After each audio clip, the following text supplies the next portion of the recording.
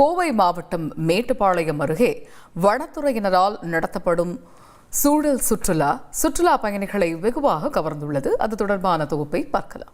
அடிக்கிற வெயில்ல நாள் முழுக்க டிராபிக்ல சிக்கி சின்ன பின்னமாகி போன நம்ம மெட்ரோ சிட்டிசன்ஸ் ஒரு 3 நாள் சேர்ந்த மாதிரி லீவ் கிடைச்சதும் குடும்பமா ஊட்டி கொடைக்கானல்னு டூர் கிளம்பிட்டாங்க.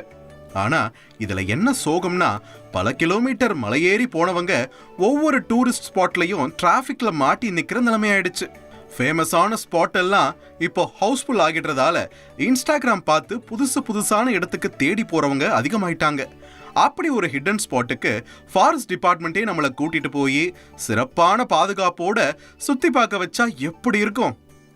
அதுவும் காட்டு பகுதிக்குள்ள பழங்குடி மக்களோட கைப்பக்குவத்துல சுட சுட சாப்பாடு, சூப்பரான படகு சவாரின்னு இத்தனையும் 600 ரூபாயில கிடைச்சா யாருதான் மிஸ் பண்ணுவாங்க?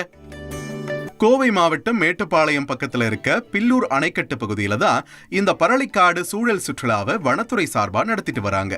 இந்த வனச்சரகத்துக்கு உட்பட்ட 19 மலை கிராமங்கள்ல மலைவாழ் மக்கள் வசிச்சுக்கிட்டு வராங்க. அவங்களோட வாழ்வாதாரத்துக்கு நிரந்தரமா ஏதாவது ஒரு ஏற்பாடு செய்யணும்னு நினைச்ச வனத்துறை அதிகாரி அன்வர்தீன் 2007 வருஷத்துல இருந்து இந்த சூழல் சுற்றுலாவை தொடங்கி வச்சிருக்காரு. மலை கிராமங்களை சேர்ந்த மக்கள் தான் இங்க சுற்றுலா பயணிகளை அழைச்சிக்கிட்டு போறாங்க.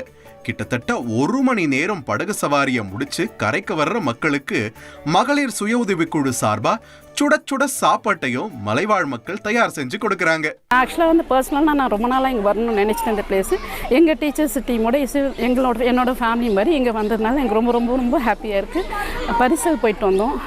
நிறையா வந்து நேச்சுரான பிளேசஸ், அந்த இயற்கையான காற்று. இன்னும் நாங்கள் ஃபுட்டு வந்து நாங்கள் இன்னும் டேஸ்ட் பண்ணல. நாங்கள் கேள்விப்பட்டிருக்கோம் இங்கே வந்து நேச்சுராக வந்து அவங்களோட ஃபுட்டு எஸ்பெஷலி களியெல்லாம் கொடுப்பாங்கன்னு சொன்னாங்க. அதை எக்ஸ்பீரியன்ஸ் பண்ணுறதுக்காக நாங்கள் எல்லோரும் வெயிட் பண்ணிட்டு இருக்கோம். தேங்க்யூ. இந்த ஒரு நாள் சுற்றுலாவுக்கு மொத்தமாவே 600 ரூபாய் மட்டும்தான் கட்டணமா வாங்குறாங்க.